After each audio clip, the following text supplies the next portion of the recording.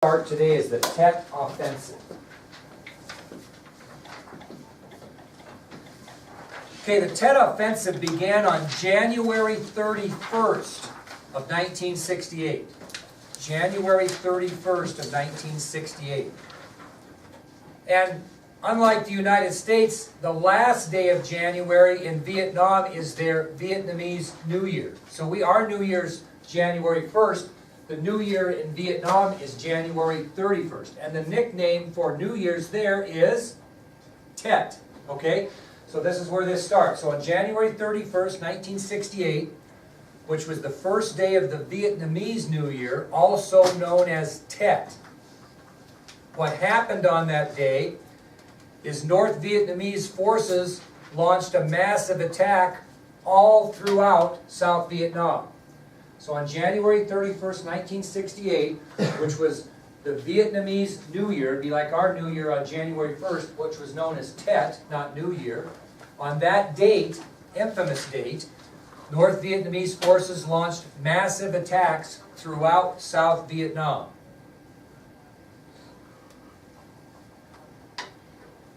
Now obviously these attacks were without what? They didn't warn us, did they, and say they were coming? No. So these were surprise attacks, and they hit both civilian and military targets throughout South Vietnam. So on January 31st, 1968, Tet in Vietnam, first day of the New Year, North Vietnamese forces launched a massive attack throughout South Vietnam, and these were surprise attacks that hit both civilian and military targets throughout South Vietnam. Were the South Vietnamese and Americans ready for this? No. Why? It was New Year. I mean, you're kind of supposed to have rules of war. You're not supposed to fight on holidays. Seriously, that is how things had gone. It was kind of that was a forgotten conclusion. Well, the American and South Vietnamese forces were very unprepared because, according to the rules of war, this was to be a war holiday. What we're finding out is the North Vietnamese don't care about rules of war. They're into guerrilla tactics. They're into terrorism. They're not. You think they're going to follow rules of war? No. Well, the thing that happened that was so offensive to the American people is within a 24-hour period of time, more than 84,000 Viet Cong soldiers stormed the following three strategic areas in South Vietnam. So within a 24-hour period of time, more than 84,000 Viet Cong soldiers stormed the following three strategic positions in South Vietnam. Okay, there are three areas that they attacked in a 24-hour period of time, more than 84,000 Viet Cong soldiers. And this is what the American people saw on TV. The first area, and it kind of encompasses more, is they stormed 40 different South Vietnamese cities and towns. They attacked 40 different South Vietnamese cities and towns. What's the population in those particular towns? What are they consisted of? What type of people? Civilians. So they hit 40 different cities and towns in South Vietnam, all full of innocent citizens. That's the first area. The second area is they assaulted 12 United States military bases. 12 United States military bases. And the one that really got people upset is, where did they attack that you're not supposed to attack in Saigon? It's off limits. U.S. Embassy. So these North Vietnamese guerrillas, or Viet Cong, also attacked the United States Embassy in Saigon. That is holy ground. That is diplomatic immunity. That is not somewhere that you, by rules of war, mess with. So they hit 40 different South Vietnamese cities and towns. They hit 12 United States military bases. They even had the gall to hit the U.S. Embassy in Saigon. Well, in the first 48 hours of fighting during the Tet Offensive, 232 American soldiers were killed and 900 wounded. In the first 48 hours of fighting during the Tet Offensive, 232 American soldiers were killed and 900 wounded. Am I even mentioning the South Vietnamese casualties? No, I'm just telling you 232 American soldiers were killed and 900 were wounded. And where was this entire assault recorded and broadcast back to? The United States of America on national television. Man, I'm telling you, that was not good. Now, we talked about those 12 military bases that were attacked. The most notable was one at Khe Sanh. Khe Sanh, which is on your ID sheet. So the most notable military base under siege by the North Vietnamese guerrillas was at Khe Sanh. Now, an assault that started on January 31st, 1968 at Khe Sanh lasted 77 days. That battle lasted 77 days at Khe Sanh. The longest battle in the entire Vietnam War. 77 days in one place. So the most notable military base under siege at this time as a result of the Tet Offensive was Khe Sanh, and the battle for Khe Sanh lasted 77 days, the longest battle in the entire Vietnam War. Finally, on April 8th, 1968, Khe Sanh was secured by American forces. Finally, on April 8th, 1968, Khe Sanh was secured and recaptured by American forces.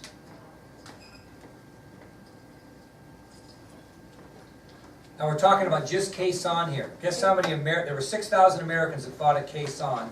274 killed, 2,500 wounded at Khe Sanh alone. So the 6,000 Americans that were stationed at Khe Sanh, 274 American GIs were killed, and an additional 2,500 were wounded in the one battle. How many wounded? 2,500, 2,500. Now this is interesting. This makes my first point about the commitment on the part of the North Vietnamese. Think about this. 274 Americans killed, 2,500 wounded.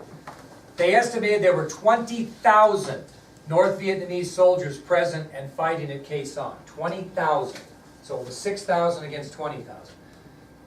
Over 50% of those 20,000 North Vietnamese soldiers that fought at Khe Sanh were killed.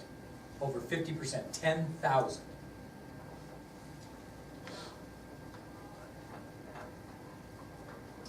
So Khe Sanh was just a part of what? The Tet Offensive. It lasted. Now, how many North Vietnamese forces I tell you attacked during Tet? 84,000. Guess what the percentage of deaths were on the North Vietnamese side of that 84,000? What percent? 69. Very good. 69% of that 84,000 man force was killed during the siege at the Tet Offensive and what happened afterwards. Do you understand that they had no problem with loss of life? We're complaining about 232 soldiers killed, which we should. They had 10,000 killed at Khe Sanh, and almost 70% of the 84,000 that were involved in the Tet Offensive killed. Do you imagine what the American reaction would have been if that would have been turned around? Think about that. We'll talk about that later. Now, guess who was in Vietnam covering the Tet Offensive for the media? In Vietnam, right on the ground. Who? Talked about many times. Walter Cronkite. Walter Cronkite was in Vietnam covering the war during the Tet Offensive. He was there, witnessed the whole thing firsthand. The most prestigious, the most highly respected journalist in our nation's history was at the Tet Offensive in Vietnam covering it. He returned to Vietnam after Tet, and this is what he said on national television on February 27, 1968. This is what he said on national television after coming back from the Tet Offensive and witnessing. You can write down what you want, get it off the video, whatever. It's quite incredible. He says, on national television, "What the hell is going on? I thought we were winning the war.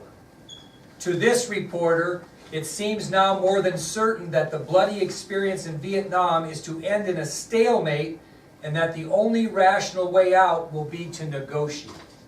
This is what the #1 journalist in the nation tells the entire country on national television after the Tet Offensive. What the hell is going on? I thought we were winning the war. To this reporter, it seems now more than certain that the bloody experience in Vietnam is to end in a stalemate and that the only rational way out will be to negotiate. Can you imagine that? You know what President Johnson was quoted as saying after watching that on television? What do you think he might have said privately to his aides? He was really, that's not bad answer. I mean, I'm sure he wasn't happy, but you might be not concerned, but interested in his response. He said this to one of his aides. He said, "If I've lost Walter, then it's over. I've lost Mr. Average Citizen." He knew when Walter Cronkite got on national television and made that address that he was done. He was never going to survive Vietnam. That if he lost Walter Cronkite, he lost Mr. Average Citizen, the guy that everybody listens to and believes. He knew it was over. Well, 2 days after Cronkite spoke on Vietnam, Secretary of State Robert McNamara resigned. 2 days after Cronkite's speech on February 27, 1968, 2 days later, which I wonder if that would have been a leap year. I wonder if that would have been the 29th or the 1st. But anyway, 2 days later, he spoke. Or excuse me, he resigned. McNamara resigned, and he was replaced by Clark Clifford. Clark Clifford. And here's Clark Clifford right here. He was replaced by Clark Clifford.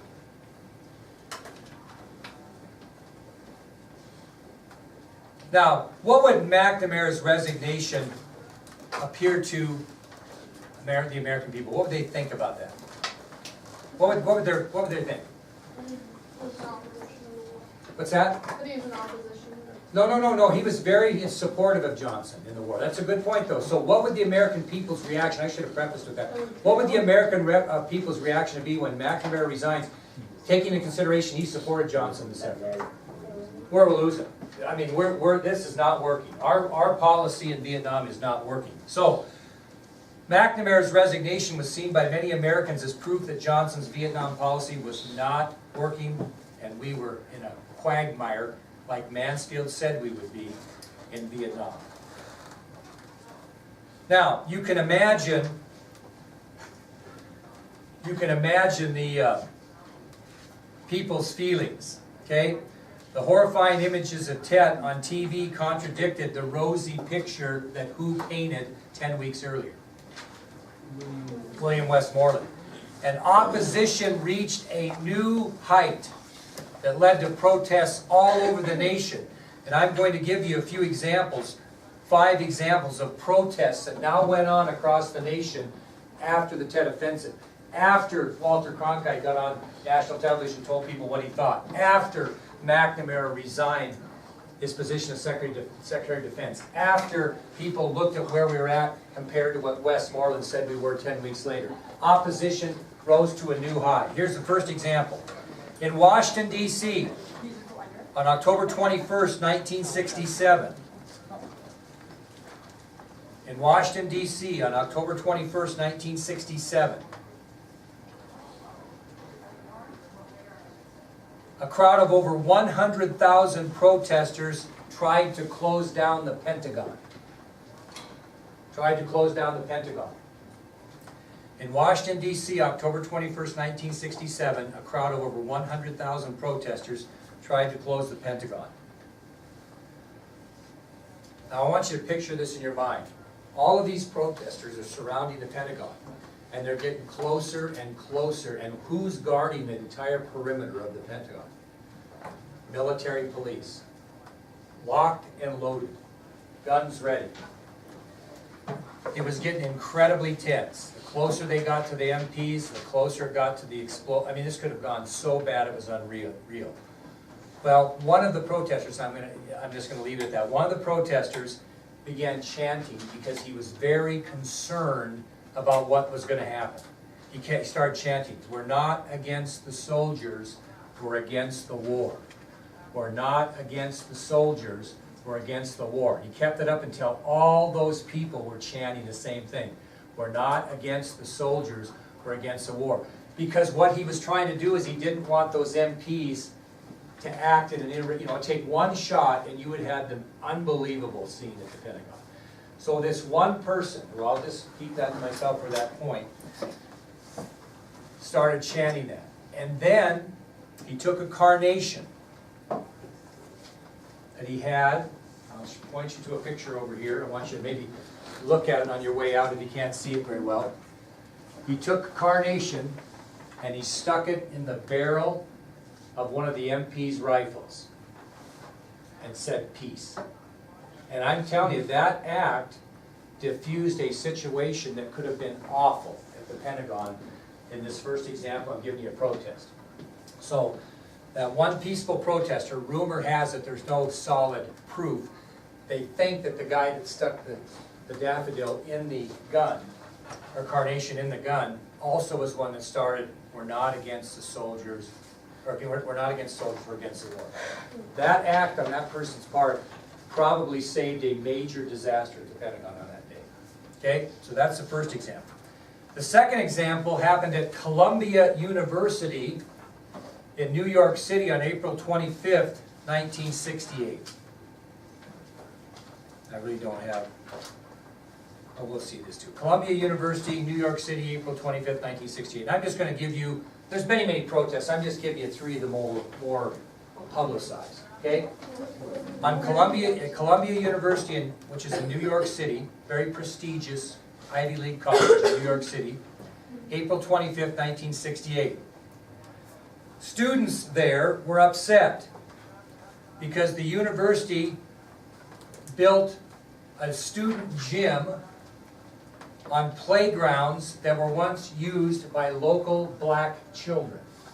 So what the university did is they had a vacant lot there that it belonged to them, and the kids played on it. The local black kids in the community played on it. Well, they decided that they needed to have a student gym on that particular playground, so they obviously kicked the kids off the playground and built the gym. Well, these students at Columbia did not like the fact that the university was taking away this playground for these black children, and so they protested. And these are the following four actions they took in their protest. This is what the students did. Number one, they stormed the office of President Grayson Kirk. They stormed the administrative office of the president of Columbia University, Grayson Kirk.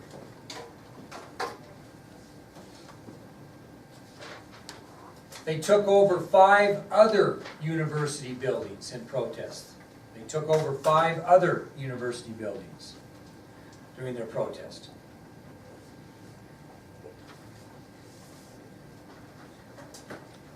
They held 3 college officials hostage for 24 hours. They held 3 college officials hostage for 24 hours. And when you do things like that, you're going to do what? Number 4, you're going to force the suspension of all classes, are you not? Nobody's going to class during this. So what the protest entailed was 1, storming the office of President Grayson Kirk, 2, taking over 5 university buildings, 3, holding 3 college officials hostage for 24 hours, and obviously 4, they forced the suspension of all classes. Now I'm going to tell you, when they stormed the office of Grayson Kirk, who arrived? Yeah, and I'm telling you what, it was quite the confrontation. You'll get a chance to see samples of it before we get done this year. But it was not a positive confrontation, I will assure you. Okay? There's a lot of violence. They basically broke in the office. When they broke in the office, they were sitting at his desk, smoking his cigars, drinking his alcohol that he had there, which was kind of common in those days for someone in that position to have alcohol. You know, tipped over his desk, made a hell of a mess, tried to negotiate with police outside. It was quite a mess, and you'll get a chance to see that. But it was a very public display that didn't go well. The third example were kids across the campus and right in front of the White House were yelling the following chant.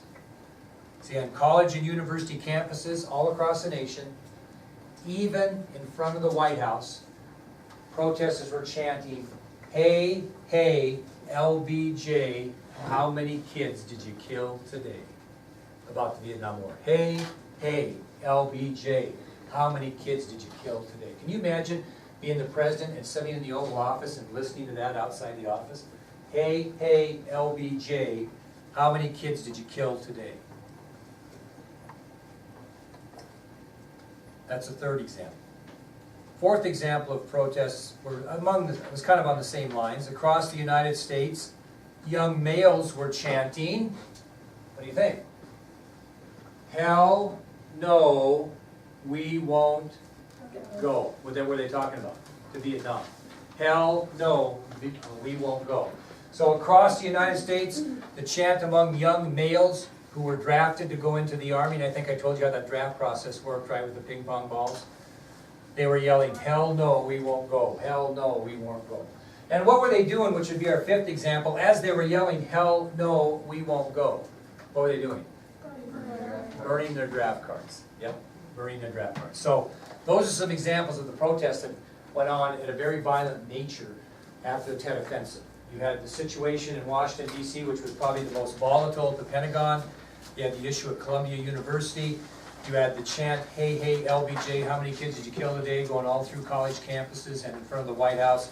You had young males yelling all over the country, hell no, we won't go, and burning their draft cards. It was a very, very negative sight, okay?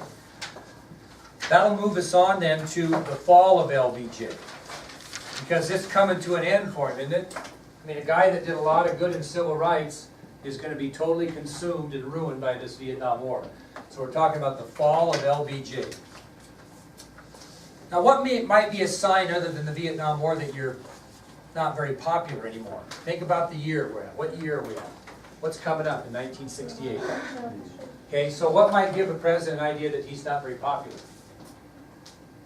Think about it. When you go to run for re-election, what would you face if you weren't very popular within your own party? A lot of competition. Yeah, challenges. Normally, when a sitting president wants to run for re-election, nobody challenges him, ever. I mean, that's just the way it is. That's the way it had always been. Well, that wasn't the case for Johnson, because when he was up for re-election as the incumbent, the Democratic Party nomination for him was in jeopardy. Other people threw in to